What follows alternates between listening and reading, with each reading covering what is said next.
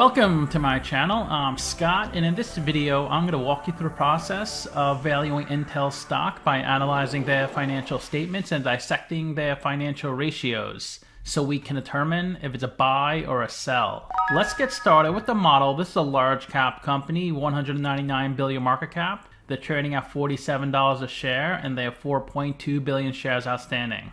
Let's look at their financials. The way you value a company is you estimate the free cash flows into the future, and then you discount those numbers back to today's value. That's what we're doing in this video. And free cash flow is cash flow from operations minus capital expenditures. It was really high in 2020, 21 billion, cut in half in 2021 and 9 billion. Then it looks really bad after that. Negative 9.6 billion in 2022, negative 10.4 billion in the trailing 12 months. Net income is the profit or loss on the income statement. It's revenue minus expenses. That looks really good in 2020 and 2021, around $20 billion a year. Then it's down to 8 billion in 2022. But you see they had negative free cash flow in 2022, so they were profitable. They had a net profit. The reason they had negative free cash flow is because they're a foundry. They manufacture semiconductor chips for other companies, so they invest a lot in CapEx. The cost of the factories, the equipment, those are really expensive. And if a company's investing a lot in CapEx and it's still profitable, like in this case, that could indicate greater profits in the future, higher free cash flow in the future. Although in the trailing 12 months they have negative net income and negative free cash flow. So it looks like they're still aggressively investing into CapEx. But they might have had a big write-down in the trailing 12 months, which gave them a net loss. We'll look at their income statement in a little bit. Revenue is the sales for the company, and that went up 1% from 2020 to 2021. It was 79 billion. I think their highest ever. Then it went down 20% into 2022 to 63 billion.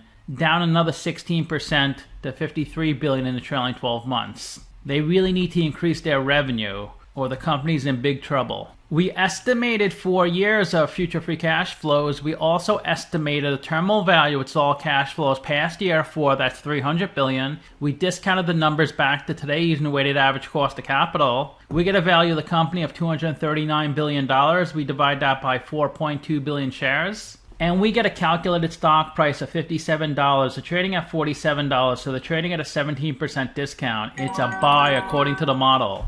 The last time I did a video on Intel was in July, about 8 months ago. Their stock price was 37, my target was 46. And it looks like they just beat my target because they have 47 today. And my new target is 57. There are 62 companies in the same industry as Intel, and if they have a number in red, they're worse than the median. If they have a number in blue, they're better. I mentioned earlier they're a foundry, so they manufacture semiconductor chips for other companies. So that's why the CapEx is so high, 25 billion. The largest foundry in the world is Taiwan Semiconductor.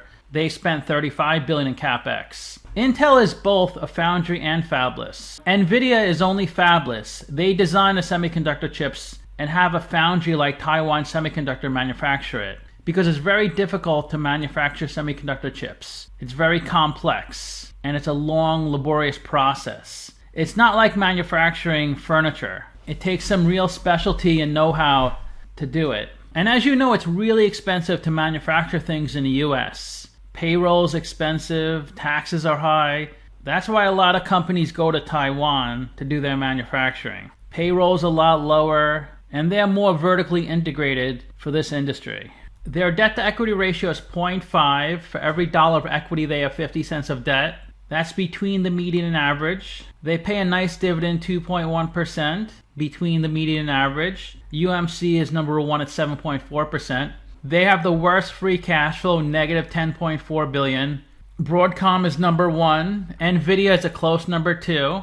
Intel ranks 5th in market cap. 25 years ago, they were number 1 by far. Now Nvidia is number 1. Look how big Nvidia is. Unbelievable. A really good price to book. We can't look at that PE or price to free cash flow because they have negative earnings and negative free cash flow. Price of sales is pretty close to the median, 3.8. They generate lots of revenue, 53 billion. Second biggest on this list. Taiwan is number 1 at 67 billion. About 2 years ago, Intel was number 1 in revenue. For like 20 plus years, they were number 1 in revenue. Until fairly recently, Taiwan Semiconductor took over that spot. And the reason Intel stock is going down so much is look at their 5-year annual revenue growth rate, -5%. That's terrible. The only one worse is Micron. Everyone else has a nice positive, especially Nvidia and AMD, a real big positive. Also, Monolithic Power is not too shabby either, 27%. Let's take a look at their most recent 10Q. This is as of 9/30/2023. Here's their income statement, third quarter 2023, third quarter 2022, first 3 quarters of 2023, first 3 quarters of 2022. Revenue is down a little bit. It was $15.3 billion in the third quarter of 2022. This most recent quarter, $14.2 billion. Down even more the trailing 9 months, $49 billion down to $39 billion. Let's see if they give a breakdown of the $14 billion so we know what it is. Of the $14 billion, $8 billion is client computing. The semiconductor chips that go into desktops is $2.8 billion of their revenue. Notebooks, $4.5 billion. Other, $600 million. Data centers and AI, artificial intelligence, $3.8 billion. Network and edge, $1.5 billion. They acquired Mobileye, $500 million. Mobileye develops autonomous driving technologies and advanced driver assistance systems, including cameras, computer chips, and software. Intel acquired them in 2017, and they took them public in 2022, ticker MBLY. They're an Israeli company with offices in Manhattan, Shanghai, Tokyo, and Dusseldorf. If you like Mobileye a lot and you want to invest in them and not Intel, you can. It's $30 a share, $24 billion market cap. And their revenue is going up, unlike Intel. $1 billion in 2020, $2 billion in the trailing 12 months. And their revenue in the third quarter of 2023 is $530 million. And this is the number on Intel's report. You see $530 million because they own 100% of Mobileye. Their foundry business brings in $300 million of revenue. That's up from $80 million of last year.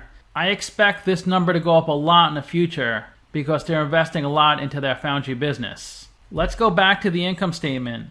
Their cost of revenue, all the expenses directly tied to generating the $14 billion of revenue, are $8.1 billion. Their cost of revenue is 58% of their revenue. Last year it was the same, a little less, 0.1% less. Their gross margin, which is revenue minus cost of revenue, is $6 billion. $6 billion over $14 billion is 42.5%. So their gross margin is 42.5%. R&D is 27% of their revenue. Marketing, general, and administrative is 9.5% of their revenue. And then they have restructuring costs, 5.8%. They have an operating loss of $8 million, a little better than last year of a loss of $175 million. They do have positive net income of $300 million. Last year it was $1 billion. So their earnings per share is 7 cents. Last year was 25 cents. But they're in a growth stage. I expect their net income to be much higher in 2024 and 2025. If, of course, their foundry business grows as expected. Their shares outstanding are up a bit. 4.1 billion last year, 4.2 billion this year. Let's look at their balance sheet. This is 9/30/2023 and 12/31/2022. Current assets of 44 billion. Current liabilities of 29 billion, so their current ratio is well above 1. They have 7.6 billion of cash. Last year they had 11 billion, but they have a lot of short-term investments, 17 billion. Lots of inventory, 11.5 billion. And they're a manufacturing company, so they break up their inventory into raw materials, 1.3 billion, work in process, 6.3 billion, and finished goods, 3.9 billion. These are the stages of the inventory process. The beginning stage is raw materials, the middle stage is work in process, and the final stage is finished goods. They have lots of PP&E, 93 billion, goodwill of 28 billion, they do lots of acquisitions. Total assets, 189 billion, up from 182 billion. Their biggest liability is debt of 47 billion, that's up from 38 billion. Their equity is 102 billion. They raised 36 billion from selling their business, selling stock, and they profited 67 billion from running their business. So historically, they're a pretty profitable company.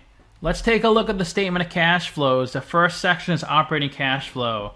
And their operating cash flow for the trailing 9 months is 6.8 billion, down from 7.8 billion. The reason they have negative free cash flow is because they invest so much in PP&E, property, plant, and equipment. $19 billion for the first 9 months of 2023, $19 billion for the first 9 months of 2022. Let's look at their financing section. They paid down $3.9 billion of commercial paper.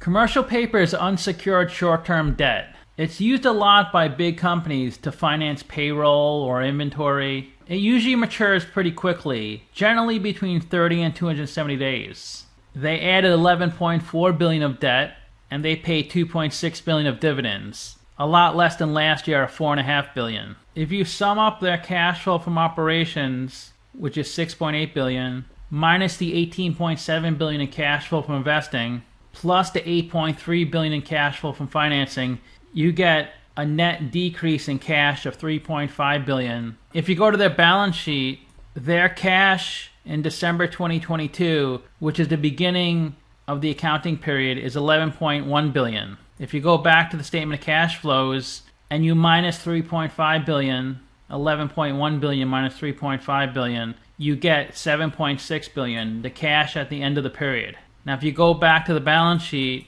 you can see that's their cash in September 30th, 2023, $7.6 billion. That's how the statement of cash flows and the balance sheet are tied.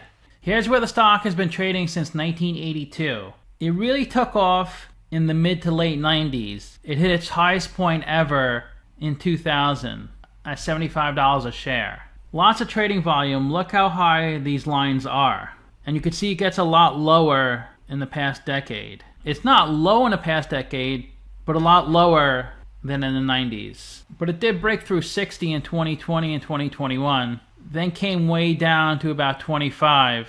But the past year has been growing a lot. It's almost doubled in the past year. They are doing a good job decreasing their shares outstanding. It was 4.7 billion in 2016, and they decreased it a lot the next several years. It was a little over 4 billion in 2020. It has increased since then, but not too much. Let's take a look at the stock on Simply Wall Street. Its last price 47, 200 billion market cap, up 0.5% in the past week, up 57% in the past year. Let's see what they say about the company. Intel designs, develops, manufactures, markets, and sells computing and related products worldwide. It operates through Client Computing Group, Data Center and AI, Network and Edge, Mobile I, Accelerated Computing Systems and Graphics, Intel Foundry Services, and other segments. The company offers platform products such as central processing units and chipsets, and multi-chip packages and accelerators, boards and systems, connectivity products, and memory and storage products. They were founded in 1968, headquartered in Santa Clara, California. Simply Wall Street is at $7. This seems like an error. They say the stock is 580% overvalued. 39 analysts priced this stock at $42. They say it's overvalued. Here's their revenue since 2013. It was $53 billion. It got close to $80 billion in 2020 and 2021. Now it's down to $53 billion. The forecast for 2024 is $61 billion, 2025 $67 billion, and 2026 $74 billion.